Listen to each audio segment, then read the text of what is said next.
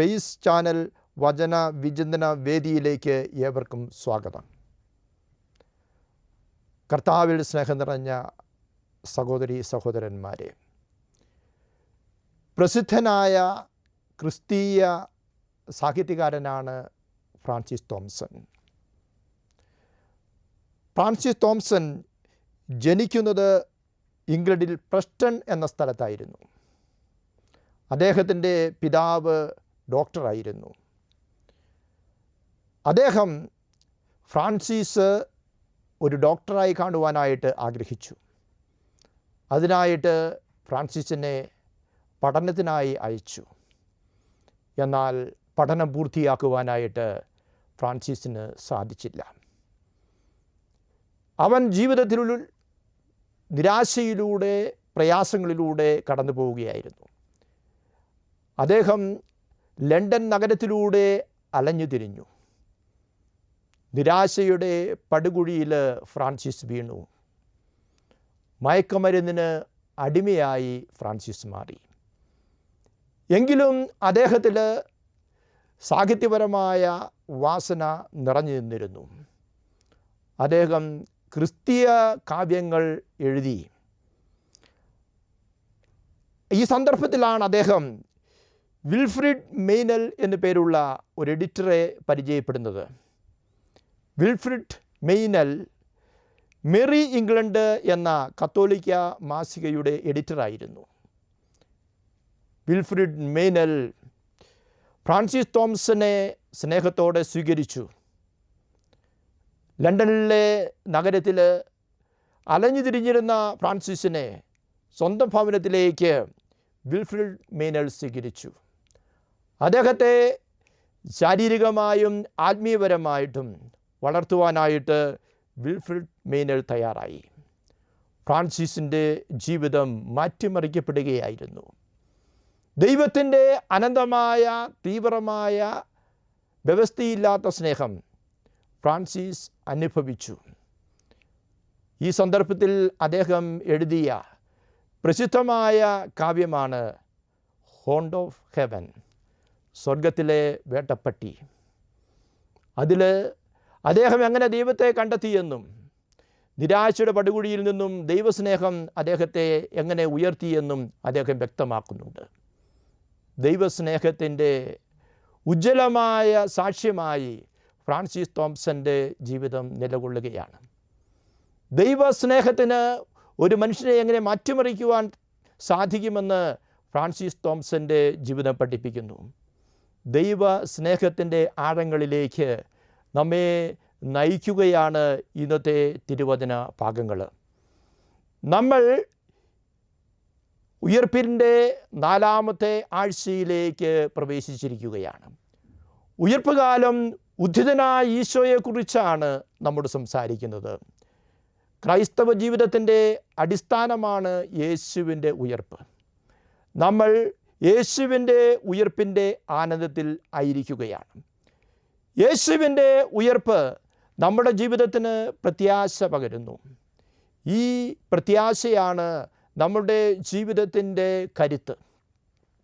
ഈ ഉയർപ്പിൻ്റെ ആനന്ദത്തിലായിരിക്കുമ്പോൾ ആ ഉയർപ്പിൻ്റെ അർത്ഥത്തെക്കുറിച്ച് ചിന്തിക്കുവാനാണ് തിരുസഭ നമ്മോട് ആവശ്യപ്പെടുന്നത്, ദൈവം നമ്മോട് ആവശ്യപ്പെടുന്നത്. ഇന്നത്തെ നമ്മുടെ വിചിന്തനത്തിൻ്റെ കേന്ദ്രബിന്ദുവായിട്ട് നിലകൊള്ളുന്നത് യെശയ്യാ പ്രവാചകൻ്റെ പുസ്തകം 49-ാം അധ്യായം 15-ാം തിരുവചനമാണ്. മുല കുടിക്കുന്ന കുഞ്ഞിനെ അമ്മയ്ക്ക് മറക്കാനാവുമോ? പുത്രനോട് പെറ്റമ്മ കരുണ കാണിക്കാതിരിക്കുമോ? അവൾ മറന്നാലും ഞാൻ നിന്നെ മറക്കുകയില്ല. നമ്മൾ എല്ലാ ധ്യാന കേന്ദ്രങ്ങളിലും കേൾക്കുന്ന ദൈവസ്നേഹത്തെക്കുറിച്ചുള്ള മനോഹരമായ തിരുവചനമാണിത്. ദൈവത്തിൻ്റെ സ്നേഹം ഒരു മനുഷ്യനെ ആഴത്തിൽ സ്പർശിക്കും എന്നുള്ള കാര്യത്തിൽ യാതൊരു സംശയവുമില്ല. ദൈവത്തിൻ്റെ തീക്ഷ്ണവും തീവ്രവുമായ സ്നേഹത്തെക്കുറിച്ചാണ് യെശയ്യാ പ്രവാചകനിലൂടെ ദൈവം പറഞ്ഞു വയ്ക്കുന്നത്. ഇന്നത്തെ 1-ാമത്തെ വായനയിലാണ് നമ്മൾ ഈ തിരുവചന ഭാഗം ശ്രവിച്ചത്. ദൈവത്തിൻ്റെ സ്നേഹം എങ്ങനെയാണ് നമ്മൾ അനുഭവിക്കുന്നത് എന്നുള്ളതിനെക്കുറിച്ചാണ് ഇന്നത്തെ സുവിശേഷ ഭാഗം നമ്മെ ഓർമ്മപ്പെടുത്തുക. വിശുദ്ധ യോഹന്നാൻ്റെ സുവിശേഷം 16-ാം അധ്യായം 16 മുതൽ 24 വരെയുള്ള തിരുവചനങ്ങളാണ് നമ്മൾ ഇന്ന് വായിച്ചു കേട്ടത്. ഈ തിരുവചന ഭാഗത്ത് 3 കാര്യങ്ങളാണ് ദിവ്യനാഥൻ നമ്മെ അനുസ്മരിപ്പിക്കുവാനായിട്ട് ആഗ്രഹിക്കുക. ഒന്നാമതായിട്ട് അവിടുന്ന് ശിഷ്യന്മാരെ അനുസ്മരിപ്പിക്കുകയാണ്, ദുഃഖം സന്തോഷമായി മാറും. നമ്മുടെ മനുഷ്യജീവിതം എപ്പോഴും ദുഃഖവും സന്തോഷവും കലർന്ന ജീവിതമാണ്. നമ്മളെപ്പോഴും സന്തോഷമായിട്ട് ആയിരിക്കുവാനാണ് ആഗ്രഹിക്കുക. എന്നാൽ നമുക്കെല്ലാവർക്കും അറിയാം, നമ്മുടെ ജീവിതത്തിൽ സന്തോഷം മാത്രമല്ല ദുഃഖവുമുണ്ട്. ഈശോ അരുളി ചെയ്യുകയാണ്, നിങ്ങളുടെ ദുഃഖം സന്തോഷമായി മാറുമെന്ന്. ഇന്നത്തെ തിരുവചന ഭാഗത്തിന് ഒരു പ്രത്യേകതയുണ്ട്. ഈശോയുടെ വിടവാങ്ങൽ പ്രഭാഷണത്തിൻ്റെ ഒരു ഭാഗമാണ് ഇന്നത്തെ സുവിശേഷ ഭാഗം. ഈശോ ഈ ലോകത്ത് നിന്ന് വിട്ടുപോയി കഴിയുമ്പോൾ സ്ലീഹന്മാർ ദുഃഖിതരായി മാറുകയാണ്. യേശുവിൻ്റെ കുരിശുമരണത്തോടുകൂടി അവരുടെ ജീവിതം നിരാശയിലേക്ക് ആണ്ടുപോവുകയാണ്. ഇപ്രകാരം നിരാശയിലേക്ക് വീഴുന്ന സ്ലീഹന്മാരെ ആശ്വസിപ്പിക്കുവാനായിട്ട്, അവർക്ക് പ്രത്യാശ പകരുവാനായിട്ട് ഈശോ ആഗ്രഹിക്കുകയാണ്. ഈശോ അതുകൊണ്ടാണ് അവരോട് പറയുന്നത്, നിങ്ങളുടെ ദുഃഖം സന്തോഷമായി മാറും. ഉദ്ധിതനായ ഈശോ അവരെ സന്തോഷത്തിലേക്ക് നയിക്കുകയാണ്. കുരിശുമരണം ഈശോ സ്വന്തം ജീവിതത്തിലൂടെ നിറവേറ്റിയ മനുഷ്യവർഗത്തിൻ്റെ രക്ഷയായിരുന്നു. ആ കുരിശുമരണം ശിഷ്യന്മാർക്ക് വേദനയാണ് സമ്മാനിച്ചത്. എന്നാൽ ഉയർത്തെഴുന്നേറ്റ ഈശോ അവരെ ദുഃഖത്തിൽ നിന്നും സന്തോഷത്തിലേക്ക് കൈപിടിച്ച് ഉയർത്തുകയാണ്. ജീവിതത്തിൽ ക്രിസ്തുവിനോടുകൂടി മുന്നോട്ട് പോകുമ്പോൾ മരണം പോലും ജീവിതത്തിൽ ഒരു തടസ്സമല്ല എന്നുള്ള വലിയ സത്യമാണ് ഈശോ അനുസ്മരിപ്പിക്കുക. ദുഃഖം സന്തോഷമായി മാറുന്നു. കാരണം ദുഃഖത്തിലും പ്രയാസത്തിലും വേദനയിലും ഈ ക്രൂശിതനായ ഈശോയോടുകൂടെ നമ്മൾ ജീവിക്കുന്നു. അപ്പോൾ നമ്മൾ ഉദ്ധിതനായ ഈശോയോടുകൂടെ എഴുന്നേൽപ്പിൻ്റെ ആനന്ദത്തിലേക്ക് പ്രവേശിക്കുകയും ചെയ്യുന്നു.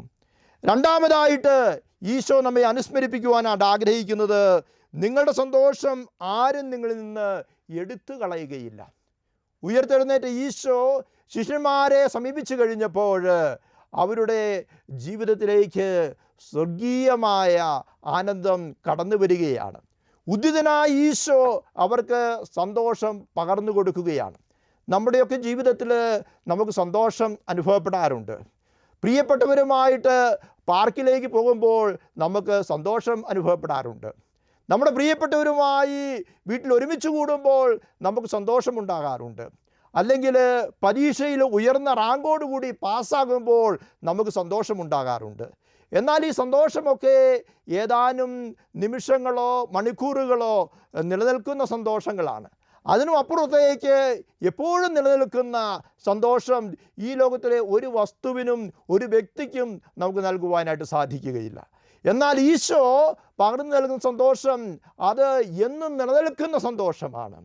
ഈശോയുടെ ജീവിതത്തിലുള്ള പങ്കുചേരലാണ് ഓരോ ക്രൈസ്തവൻ്റെയും ഓരോ ക്രൈസ്തവയുടെയും ജീവിതം. ആ പങ്കുചേരലിലൂടെ ഒരു വ്യക്തി, ഒരു ക്രൈസ്തവൻ, ഒരു ക്രൈസ്തവ യേശുവിൻ്റെ എന്നും നിലനിൽക്കുന്ന ആനന്ദത്തിലേക്ക്, ഉദ്ധിതനായ ഈശോയുടെ ആനന്ദത്തിലേക്ക് പ്രവേശിക്കുകയാണ്. അതുകൊണ്ട് ഈശോ നമുക്ക് പകർന്നു നൽകുന്ന സന്തോഷം എന്നും നിലനിൽക്കുന്ന സന്തോഷമാണ്. ഈ സന്തോഷത്തിലായിരിക്കാനാണ് ഓരോ ക്രൈസ്തവനും ഓരോ ക്രൈസ്തവയും വിളിക്കപ്പെട്ടിരിക്കുന്നത്. മൂന്നാമതായിട്ട് ഈശോ നമ്മെ അനുസ്മരിപ്പിക്കുന്ന മറ്റൊരു കാര്യം, ചോദിക്കുവിൻ നിങ്ങൾക്ക് ലഭിക്കും എന്നുള്ളതാണ്. പിതാവായ ദൈവത്തോട് നമ്മൾ ചോദിക്കുന്നത് എന്തും ലഭിക്കുമെന്നാണ് ഈശോ നമ്മെ ഉറപ്പെടുത്തുക. പിതാവായ യേശുവിനോട് യേശു ക്രിസ്തു വഴിയായി നമ്മൾ ചോദിക്കുന്ന കാര്യങ്ങൾ, യേശുവിനെ പ്രതി നമ്മൾ ചോദിക്കുന്ന കാര്യങ്ങൾ നമുക്ക് ലഭിക്കുമെന്ന് ഈശോ അടിവരയിട്ട് പ്രഖ്യാപിക്കുകയാണ്. ഈശോ അരുളി ചെയ്തിട്ടുണ്ട്, ചോദിക്കുവിൻ നിങ്ങൾക്ക് ലഭിക്കും, അന്വേഷിക്കുവിൻ നിങ്ങൾ കണ്ടെത്തും, മുട്ടുവിൻ നിങ്ങൾക്ക് തുറക്കപ്പെടും. ചോദിക്കുന്ന ഏവന് ലഭിക്കുന്നു, അന്വേഷിക്കുന്നവൻ കണ്ടെത്തുന്നു, മുട്ടുന്നവന് തുറന്നു കൊടുക്കുകയും ചെയ്യുന്നു. നമ്മുടെ ജീവിതത്തിൽ ദൈവത്തോട് നമ്മൾ ചോദിക്കണമെന്നാണ് ഈശോ ആവശ്യപ്പെടുക.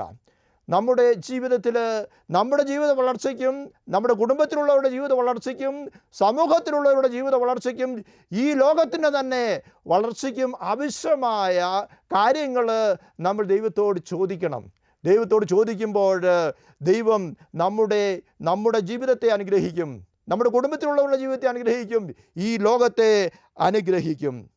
പ്രസിദ്ധനായ ക്രിസ്തീയ ചിന്തകാരനാണ് C.S. ലൂയിസ്.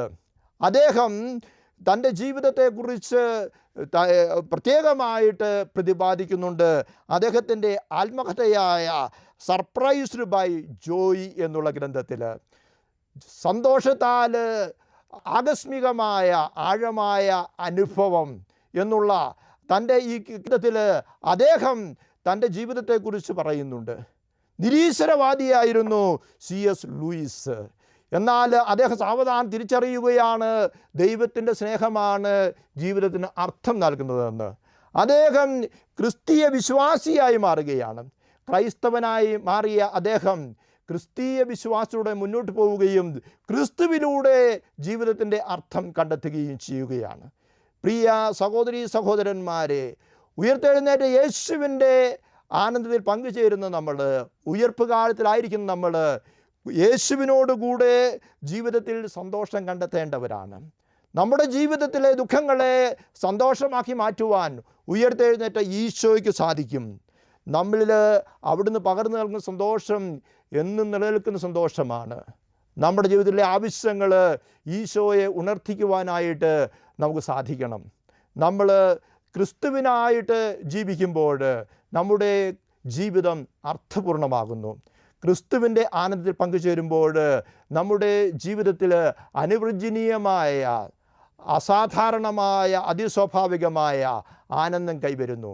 നമ്മൾ പ്രത്യേകമായി ദൈവത്തോടു കൂടി ആയിരിക്കുന്ന ഈ നിമിഷങ്ങളിൽ നമുക്ക് ഉദ്ധിതനായ ഈശോയോട് കൂടെ ജീവിക്കാനുള്ള കൃപയ്ക്കായി പ്രാർത്ഥിക്കാം. ഉദ്ധിതനായ ഈശോയോട് കൂടെ ജീവിക്കാനും ഉദ്ധിതനായ ഈശോയെ ലോകത്തിന് പ്രഘോഷിക്കുവാനും നമുക്ക് സാധിക്കട്ടെ.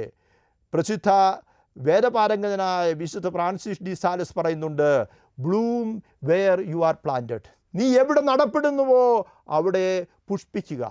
യേശുവിൻ്റെ ആനന്ദം നമ്മൾ എവിടെയൊക്കെ ആയിരിക്കുന്നുവോ അവിടെയൊക്കെ പ്രഘോഷിക്കുവാൻ, മറ്റുള്ളവർക്ക് പകർന്നു കൊടുക്കുവാൻ നമുക്ക് സാധിക്കട്ടെ.